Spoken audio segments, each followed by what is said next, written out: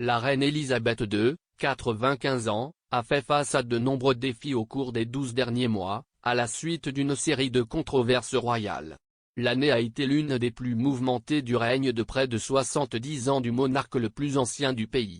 Le départ de Meghan Markle et du prince Harry de la famille royale a été confirmé par sa grand-mère, la reine, en février dernier. Le duc et la duchesse de Sussex avaient annoncé leur intention de se retirer de leur rôle au sein du cabinet l'année précédente et de vivre désormais aux États-Unis. Pendant ce temps, le prince Andrew a également reçu des documents juridiques l'année dernière, alléguant qu'il avait agressé sexuellement Virginia Giuffre en 2001.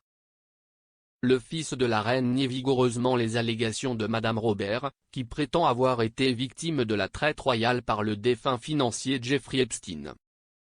En plus des controverses, la reine a également fait face à la perte tragique de son mari, le prince Philippe en 2021. Le duc d'Édimbourg, l'époux royal le plus ancien du pays, est décédé à l'âge de 99 ans au château de Windsor en avril. Le palais de Buckingham a déclaré que c'était avec une profonde tristesse que la reine avait annoncé la mort de son mari. Bien que Sa Majesté ait connu certains des jours les plus tristes de sa vie l'année dernière, elle est toujours restée engagée dans ses fonctions, a affirmé Robert Hardman.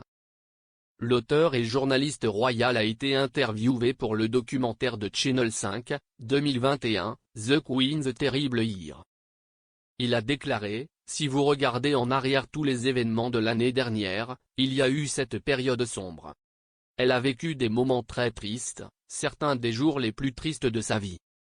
Dire au revoir au prince Philippe. Et cette image incroyablement triste d'elle seule dans la chapelle Saint-Georges. C'est vraiment déchirant et pourtant, à travers tout cela, elle est absolument dévouée au travail. » Monsieur Hardman a fait référence à une photographie tragique prise de la reine alors qu'elle était assise seule aux funérailles de Philippe. Le monarque, tout vêtu de noir, a coupé une silhouette solitaire alors qu'elle s'asseyait séparément des autres personnes en deuil en raison des directives Covid-19. Dans le documentaire de Channel 5, Lord Robin Butler, un ancien secrétaire du cabinet, a également fait part de ses réflexions sur la façon dont le monarque a fait preuve de force pendant les moments difficiles. Parlant de la popularité durable de Sa Majesté, il a déclaré au programme, « 2021 a été une année particulièrement difficile. Mais je pense que la façon dont la reine nous a conduits et la façon dont elle l'a géré, elle a été un modèle, comme elle l'est toujours.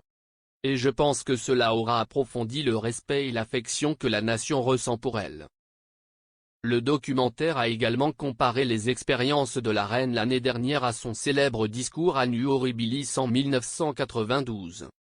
Cette année-là, la monarque a relevé certains des défis auxquels elle avait été confrontée alors qu'elle marquait le 40e anniversaire de son accession au trône.